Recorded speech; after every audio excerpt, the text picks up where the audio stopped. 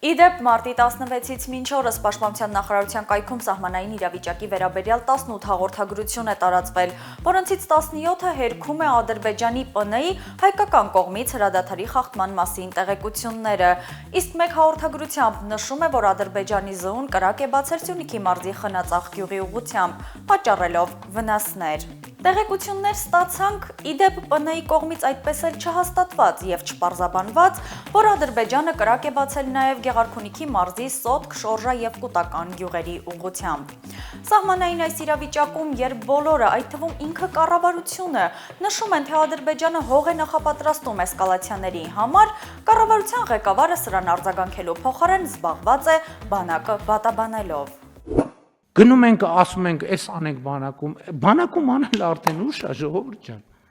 Բանակում էլ չենք կարող բան անենք։ Ինչ ազդակ է Հայաստանի վարչապետը փոխանցում ագրեսիայի պատրաստվող Ադրբեջանի նախագահին, նշելով, թե հայկական բանակը վատ վիճակում է եւ չի բարեփոխվի։ Եվ սա այն պարագայում, երբ 2021-ից իբրև հռչակել էին բանակի բարեփոխումների մասին։